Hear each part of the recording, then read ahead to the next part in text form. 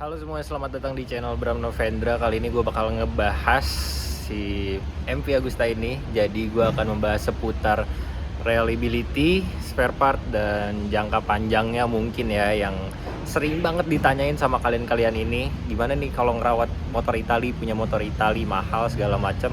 Oke, jadi simak terus videonya, jangan di skip.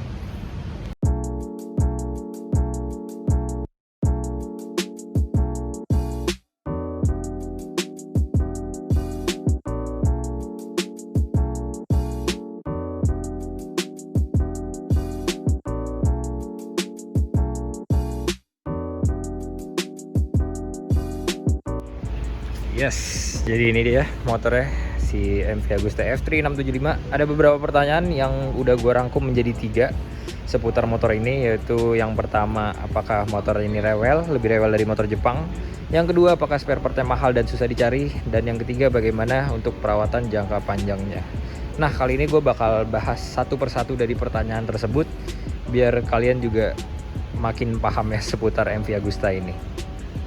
Untuk menjawab pertanyaan yang pertama, apakah motor ini rewel atau gampang rusak atau ya lebih rewel dari motor Jepang?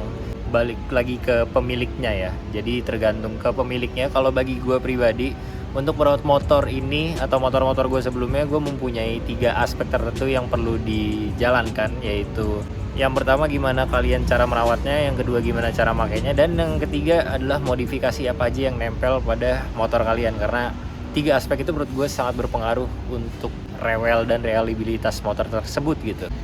Pertama, dari cara merawatnya. Nah, cara merawatnya itu bukan sekedar kayak cuma nyuci atau bersih-bersih atau ya dilap-lap doang gitu ya. Yang jelas untuk segi merawat menurut gue ya servis rutin jelas. Kesehatan mesin juga perlu diketahui, dan elektronik kayak contohnya aki juga perlu di charger ya, khususnya MV Agusta. Ya salah satu cara gue untuk merawat motor ini. Ya yang terakhir ya cuci jelas, karena kalau misalkan motor dalam kondisi bersih menurut gue pertama lebih enak dipandang, dan kedua untuk segi fungsionalitasnya jadi lebih enak. Kayak kalau misalkan ini kayak kotor, shocknya depan belakang rantai pasti akan terasa lebih kasar dan kurang enak dipakai dibandingkan kondisi bersih.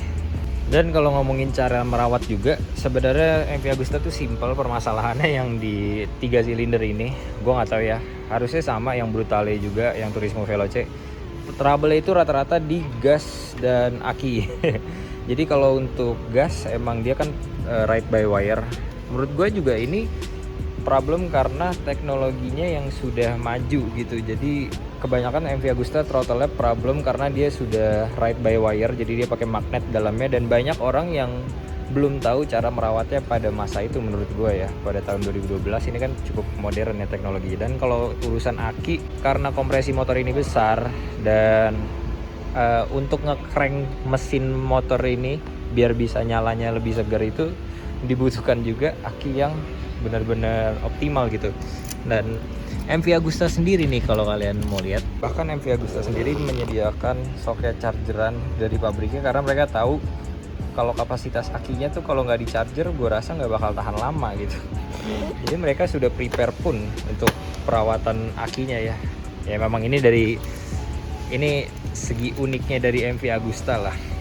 Dan kalau ngomongin cara make, ya cara make standar sih, harusnya orang-orang awam juga udah pada tahu ya. Kalau cara make motor semakin smooth atau halus ya motornya juga semakin enak dibawanya. Kalau misalkan kalian bawanya kasar atau lagi overheat, lagi panas banget terus kalian paksain, ya pasti gue rasa semua motor juga bakal rusak gitu. Jadi ya tergantung kalian cara makainya bagus apa nggak bagus. Dan yang ketiga, part modifikasi ini juga cukup vital di MV Agusta. Gue rasa di motor-motor lain juga, karena semakin canggih teknologi motor yang ada, semakin banyak sensornya yang otomatis kalau kalian rubah beberapa part yang khususnya elektronik akan muncul di dash.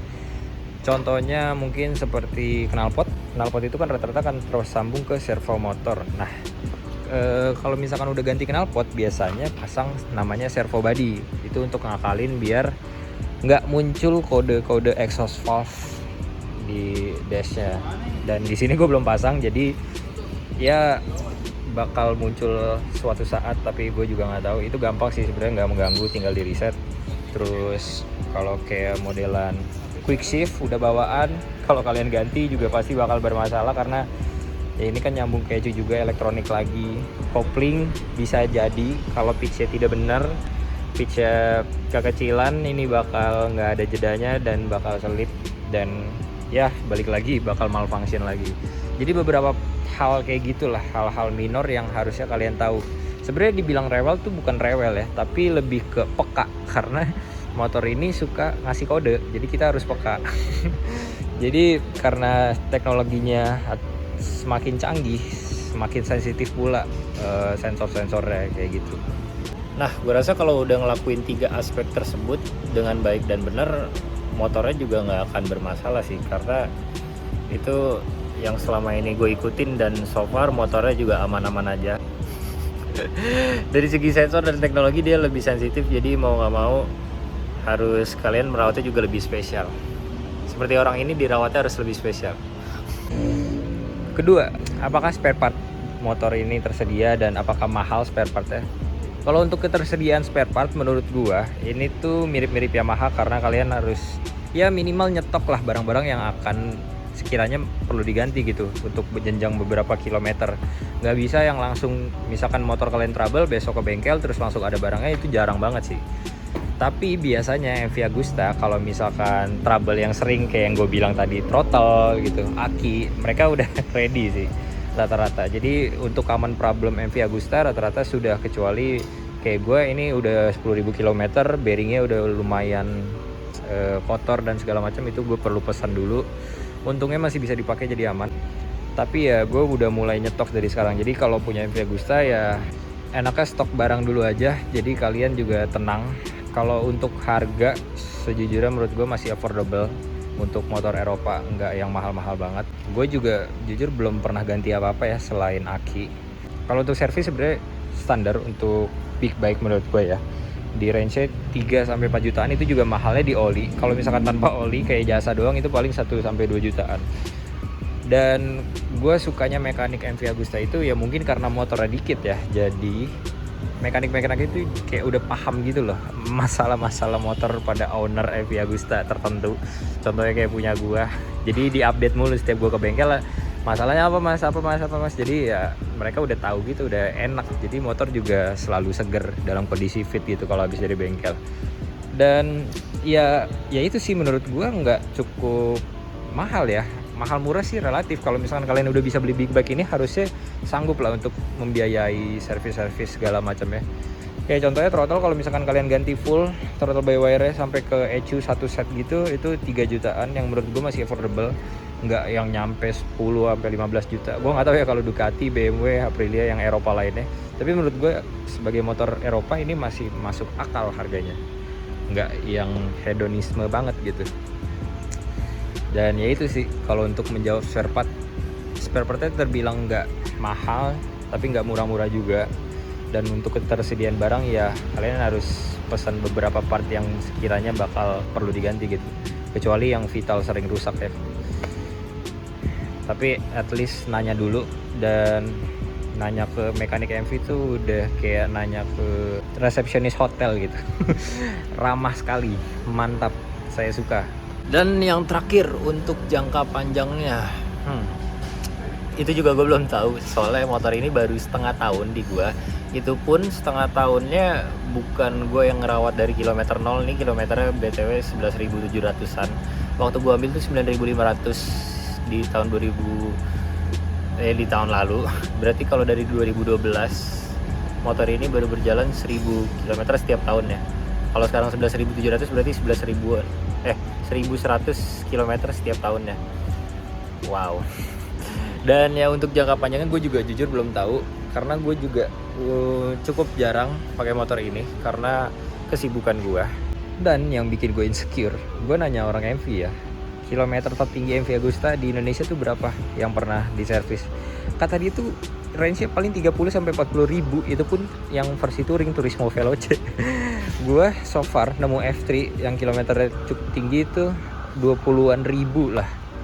Jadi ya makanya gue sebagai pengguna MV juga, aduh kok yang lain kilometernya gak tinggi-tinggi, ya udah gue juga nahan-nahan. Tapi nggak juga, karena emang gue lagi sibuk dan padat aja. Ini juga gue kebetulan lagi kosong dan ada syuting, ini gue sempetin aja bikin video buat kalian untuk menjawab pertanyaan-pertanyaan kalian yang sudah gue kumpulin dari via DM atau komen. Jadi seperti itu ya untuk menjawabnya. Dari pertanyaan pertama, apakah rewel, gampang rusak, lebih rewel dari motor Jepang? Balik lagi ke pemiliknya. Menurut gue, kalau kalian merawatnya dengan spesial, motornya akan spesial juga buat kalian. Jadi nggak bakal kenapa-napa, nggak bakal rewel, bahkan mungkin sama-sama lah sama motor Jepang, cuma lebih modern aja dari segi teknologinya. Kedua, apakah spare part mahal dan ketersediaan ada? Ya, seperti yang gue jawab tadi, tidak terlalu mahal, tidak terlalu murah. Untuk ketersediaan, kalian harus cek stoknya dulu untuk jangka panjangnya. Yang ketiga, untuk jangka panjangnya ya banyak-banyak menabung lah kayak gue.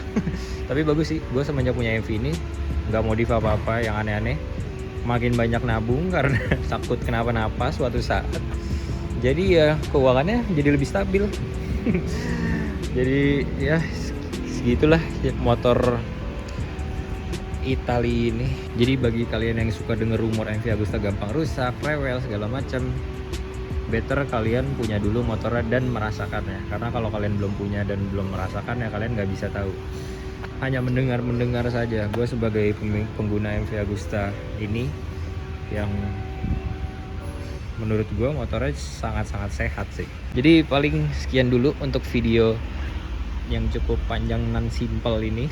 Semoga kalian suka dan informatif, karena memang tujuannya untuk memberi kalian edukasi seputar MV Agusta, biar kalian juga nggak takut-takut banget. Banyak orang yang takut beli MV Agusta karena mahal. Yes, memang harga motornya lebih mahal dari motor Jepang, tapi ya menurut gue ini masih affordable, nggak yang overprice banget sih. Ya relatif mungkin. Balik lagi, gue juga nggak mau nyombong atau gimana, cuma ya ini balik lagi ke kalian. Gue hanya meng-share kalau MV Agusta tidak semenyeramkan itu kok. Jadi paling sekian dulu untuk video kali ini. Kalau ada pertanyaan-pertanyaan lagi bisa langsung tulis di kolom komen ya. Thank you for watching.